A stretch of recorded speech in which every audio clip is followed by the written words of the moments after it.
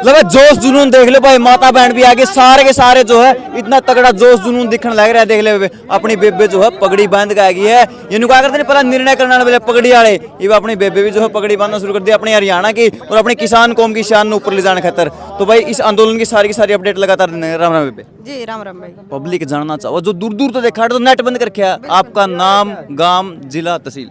मैं प्रियंका खरकराम जी और जिला मेरा जींद है और भारतीय किसान यूनियन की प्रवक्ता। अच्छा, आज यहाँ पे खेड़ी चौपटे पहुंचे हो किस पर्पज को लेकर? देखिए पर्पज तो आप देखने लग रहे हो, लगातार जो डर का माहौल है हरियाणा पंजाब के बॉर्डर के ऊपर हरियाणा सरकार ने बनाया है, क्योंकि पंजाब की सरकार तो किसानों ने पंजाब के बॉर्डर तक ले आई, लेकिन हरियाणा के अंदर जो बिना किसी कसूर के हरियाणा की जो नेट की सेवाएं हैं वो बंद कर दी गई। और दूसरा हरियाणा के गांव-गांव में भी अनाउंसमेंट करी जाने लग रही है प्रशासन द्वारा और नाकेबंदी करी जाने लग रही है। तो मतलब बिना वजह के हरियाणा के अंदर तो आम जनता को भी और किसानों को भी परेशान भी किया जा रहा है और प्रताड़ित भी किया जा रहा है और उठा कर बड़ी संगीन 307 जैसी धाराओं के तहत जेलों के अंदर भी डाला जा रहा है। तो हरियाणा का किसान इस बात को कतई सहन नहीं करने वाला। हम एक बात ये सरकार को कहना चाह रहे हैं। ठीक है भाई, एक बात और है, जो पगड़ी बांध कर रही हो हरा अंगोछा लेकर किसान आंदोलन में उतर गया, सुनने में आएगी उनका घर जो है पुलिस लगातार चक्कर काटने लग रही है और घर के अंदर धमकाने लग रही है, क्या सच्चाई है? देखिए बिल्कुल सच्चाई है। सीआईडी वाला के भी प्रशासन वाला के भी सबके फोन बाजार सबका पीछे फील्डिंग लाग रही है, लेकिन यह पगड़ी तो पिछला आंदोलन तक जब बंद की थी, जब तक देश का किसान ने न्यू समझ लिया कि इस देश के अंदर कितना बड़े गुंडा का राज है। और मैं सरकार ना नहीं कहूंगी, क्योंकि प्रशासन भी ऐसी ही गुंडागर्दी पर उतर का है। हालांकि बॉर्डर के ऊपर जो प्रशासन खड़ा हुआ, हमारे भाई है हमारे जवान है, उधर तो हमारे 2 किसान साथियों की भी मौत होगी, लेकिन हम तो हरियाणा सरकार ने एक बात कहना चाह रहे हैं कि आप हमारा खून का मुंह ना भरवाओ। उधर तो हमारे किसान मरेंगे, उधर तो हमारे जवान मरेंगे। यदि हरियाणा सरकार ये चाहती है ना कि आप किसानों को रोक सकते हो, तो आपके बीजेपी वाले कार्यकर्ताओं को बॉर्डर के ऊपर खड़ा कीजिए, फिर पता चलेगा कि किसान में दम है या बीजेपी वालों में दम है। उधर से तो हमने कोई फैसला ले दिया तो भाई दोनों तरफ से हमारे आदमी मरने हैं जी। 10 साल हो गए धरना व धरने, आंदोलन पर आंदोलन, धरना व धरने, कोई देख लो कोई नहीं छोड़ा है। आजकल तो इसा टेम आ रहा है, बालक जन्म ले मेडिकल में जन्म लेने छठी तक पहला नुका बाबू मैं तो धरना बजाऊंगा, बाबू मैं तो धरना करा, मेरे यार जानते को नहीं मिलते रहा लोग ना। तूने बता धरना का सिलसिला कद लग चलता रहेगा बेबे? देखिए धरना का तो मैं कहना चाहूंगी कि सरकार का पास तो दिनों का भी टाइम नहीं है, एक घंटा एक मिनट हरियाणा सरकार की जान लग रही है। और देश की सरकार को तो फिर हम बड़ा मैसेज जरूर देवाएंगे कि हरियाणा सरकार के पास तो घंटों का समय है और हरियाणा सरकार ही हरियाणा के अंदर अशांति यदि फैलाना चाहती है, क्योंकि नेट की सर्विस बंद कर दी बिना वजह जगह जगह नाकेबंदी कर दी और बिना वजह निर्दोष किसानों की, केवल ये 3 किसानों की बात नहीं है, और भी अलग अलग जिले के अंदर ऐसे युवाओं की गिरफ्तारी हुई है जिनके माँ बापों को भी ये नहीं पता कि हमारे बच्चे हैं कहाँ पे।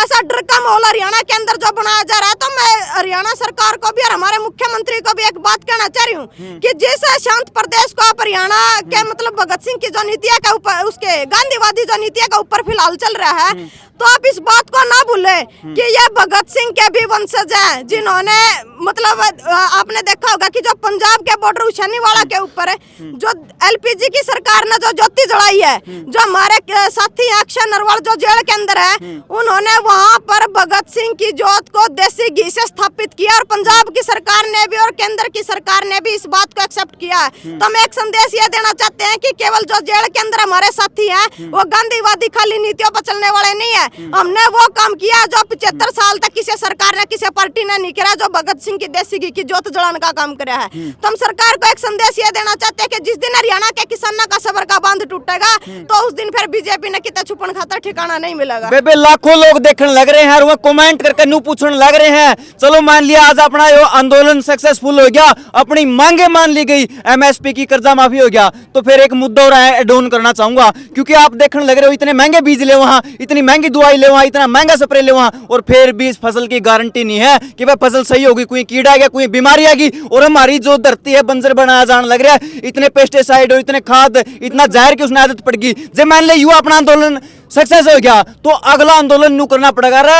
हमने जिस जमीन खातर जिस फसल खातर आंदोलन कर दे, वो जमीन फसलें देना बंद करके फिर क्या खातर करोगे? बिल्कुल देखिए मैं एक बात कहना चाहूंगी, जो एमएसपी की गारंटी जो C2+50 के हिसाब से किसानों को जो लागत मिलनी चाहिए, मैं एक बात कहना चाह रही हूँ कि आज किसान को केवल सरकार की तरफ से मीडिया में भी मैसेज दिया जाने लग रहा है कि सब तक जो दबे कुचले जो है माना जावा, सब तक गरीब जो माना जावा उसमें किसान का नाम लिया जावा।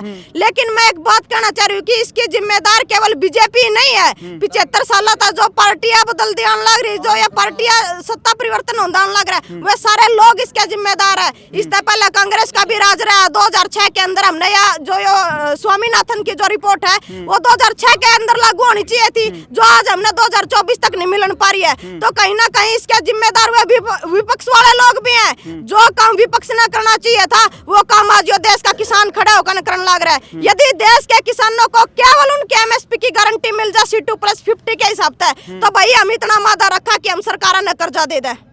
ठीक बात है। यह बात बेबी ने जमा सही कि एक दो और कड़वे सवाल पूछूंगा। कई जगह देखने ने मिले, देखो पर्टिकुलर किसी का नाम नहीं लूंगा, जो नेता बन रहे हैं किसाना के, देख लो सारे के सारे हैं जो किसान है अपने बोले बाड़े 70 75 80 85 साल के, ये मुंह कहानी देखा है, जो अपने नेता है किसान नेता। कई बार देखने में मिला कि लड़ाई हो रही है, जंग छिड़ रही है, गोलाबारी चल रही है और बॉर्डर पे नेता 7 किलोमीटर पाछे खड़ा किसान आके पिटने लगे। देखिए ये बात बिल्कुल आपने बड़ी वाजिब बात कही है।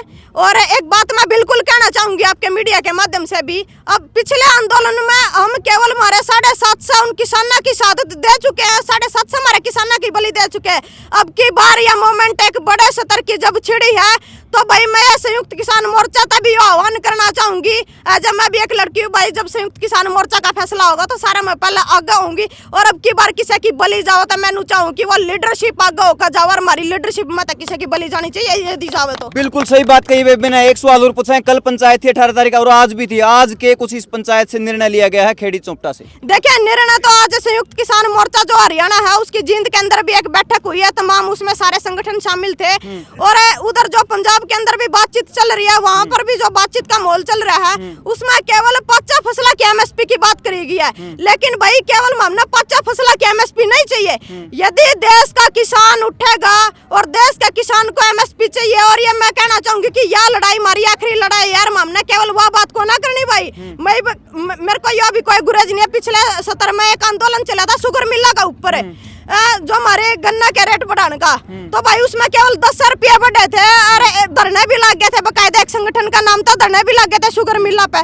10 रुपया बढ़ देर हुआ उठ गया, बोले किसी ने फालतू बढ़वाने हैं तो कोई और आकर बैठ जाओ। यो बात नहीं चलेगी। मैं पंजाब के नेताओं को भी एक बात कहना चाह रही हूँ, कभी आप ये सोच रहे हो कि 5 फसला का ऊपर एमएसपी का ऊपर आप समझौता कर लो और जिसने फालतू लेनी तो भाई वो दूसरे आकर लड़ लो। अब की बार किसानों की भावना के साथ एक तो खिलवाड़ नहीं होना चाहिए, और दूसरी बात यह जब आंदोलन की चिंगारी उठी है तो देश के किसान को समस्त जितनी भी स्टेट है सभी के अंदर C2+50 का हिसाब था। हमने पूरे देश के किसान का ये कानून चाहिए, केवल एक स्टेट का नहीं। रही बात भावनाओं की बेबे, आपने बोला कि भावनाओं का ख्याल रखना जरूरी है। खनौरी बॉर्डर पे दत्ता सिंह वाला बॉर्डर जो है, ओड़ा अपने पंजाबी भाई किसान भाई दिन रात जो है मुठभेड़ होने लग रही है। कोई गोले मारा है, कोई छर्रे आड़े हुए मारा है, कोई प्लास्टिक की गोली मारा है। भावना तो उनकी भी है। वो नहीं सोचा भाई कोई अपना हरियाणा वाले किसान भाई आओगे और हमने यहाँ से क्रॉस करके दिल्ली ले जाओगे, क्योंकि 13 तारीख से आंदोलन लगातार शुरू है और लगातार कॉल दी जाने लग रही है। 18 की 19 आज कितने दिन बीत चुके हैं, बाट देखने लग रहे बेचारे, दुखी परेशान हुए, फूटने लग रहे। सर एम्बुलेंस भरी की भरी जाने लग रही उनकी उल्टी। देखिए आपने यह बात कही, बड़ी सही बात कही है, लेकिन मैं एक बात और कहना चाहूंगी। आपने जो पिछला सत्र का जो आंदोलन चला था 13 महीना का, देखो मैं एक बात बड़े कहना चाहूंगी, क्योंकि मैंने कोई गुरेज नहीं है बात कहने में भी। जो हमारा पंजाब का किसान है ना, हरियाणा के किसान के पास भी वो ऐसी टेक्नोलॉजी नहीं है ट्रैक्टर की जो पंजाब के किसान के पास है। वहाँ के नेतृत्व में कहीं कमी होगी, जो अब तक दिल्ली चलो की कॉल नहीं दे रहे हैं सरकार के साथ, जैसी भी उनकी बातचीत चल रही है। हमारे पंजाब के भाई इतने कमजोर नहीं है कि जब बॉर्डर तोड़ने की बात आओगी तो हरियाणा तक नहीं पहुंच सकते। पिछला आंदोलन की मैं बात करूं तो पहले पंजाब के साथी हरियाणा के अंदर एंटर करा था, यहाँ तक कि उन्हें सड़क तक खोद दी थी सरकार ने, लेकिन फिर भी किसान दिल्ली पहुंचे ना। तो मैं सरकार को एक बात तो ये कहना चाह रही हूँ, और पंजाब के भैया ने भी एक बात कहना चाह रही हूँ कि जैसे ही पंजाब का नेतृत्व उनको हरियाणा के अंदर कॉल देगा तो निश्चित तौर पर हरियाणा का उनका जो छोटा भाई है निश्चित तौर पर उनके साथ खड़ा होगा, और आगे बढ़ने के लिए भी हरियाणा तैयार है। सेंटर की संपत्ति रोड को रोके जाने लग रहा है, किले गाड़ी जाने लग रही है, पिलर लगा के सीमेंट में जो है सीमेंट की कंधे चीनी जाने लग रही है, कंटीले तार ब्लेडा तार लगाए जाने लग रहे हैं और सड़कों को खोदा जाने लग रहा है। अगर यूपी सा देश के युवाओं के भविष्य में, रोजगार में, स्वास्थ्य में, शिक्षा में, आने वाली पीढ़ियों के लिए लगाया जाओ, यूपी सा जिस तरीके से बर्बाद किया जाने लग रहा है मिलिट्री में, इस तरीके जो है आंसू गैस के गोले इतने महंगे महंगे जो है मतलब बर्बाद किया जाने लग रहा है, हमारे टैक्सों से खाया उड़ा, हमारा खून चूसा उड़ा पीसा, इस तरीके से बर्बाद किया जाने लगा। अगर युवा पीसा देश के भविष्य में लग जाए तो देखिए हाई कोर्ट ने भी इस बात का किसानों का सम्मान करा और समर्थन करा। हाईकोर्ट ने भी मानी। हाईकोर्ट ने यह बात हरियाणा सरकार को एक फटकार लगाई कि रास्ते पर चलने का किसानों का अधिकार है। हरियाणा सरकार रास्ते पर चलने वाले लोगों को नहीं रोक सकती। लेकिन खट्टर साहब एक बात कह रहे हैं कि ये शांति प्रिय अपना आंदोलन चलाने वाले नहीं है, किसानों के हाथों में हथियार है। भाई जो हमारे साथी जो जेल के अंदर पड़े हैं ना, उनके ऊपर पता क्या धारा लगाई है कि ये तो खालिस्तानियों का झंडा उठा के खालिस्तानियों के साथ नारे लगाते आ रहे थे। इनका हाथों में तलवार थी, इनका हाथों में डंडे थे। बकायदा हमारे पास वो वीडियो क्लिप है जो प्रशासन उनके साथ मारपीट करके ले जा रहा था। तो मतलब हरियाणा सरकार है, एक तो बात यह है कि वो हाईकोर्ट से भी ऊपर हो चुके हैं क्योंकि वो हाईकोर्ट का भी फैसला नहीं मान रहे। और दूसरी बात यह है कि किसानों का जो झंडा है, सरकार इतनी डर चुकी है, जो किसानों का झंडा है वो भी उसने खालिस्तानियों का झंडा दिखा, तलवार दिखा। इससे बड़ी हमारी ताकत क्या होगी?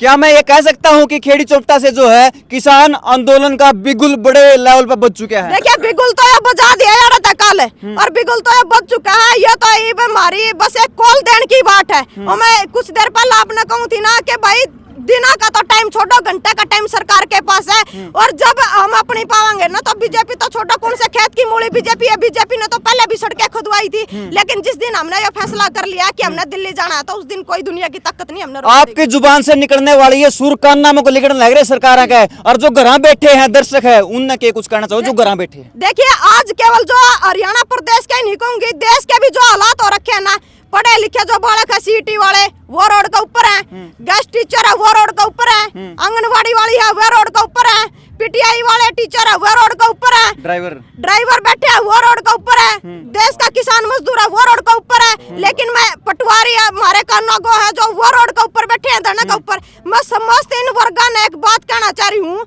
यो 2024 का यो वो ऐसा टाइम है कि हमने पिछले साल तो हम लड़न लग रहे हैं, अलग अलग का अपनी मांग उठाने लग रहा है। लेकिन यो 2024 का वो ऐसा टाइम है कि सारे वर्गों ने एकजुट होकर और इस तानाशाह हिटलर शाह का इलाज करना चाहिए दिल्ली के अंदर घुसकर।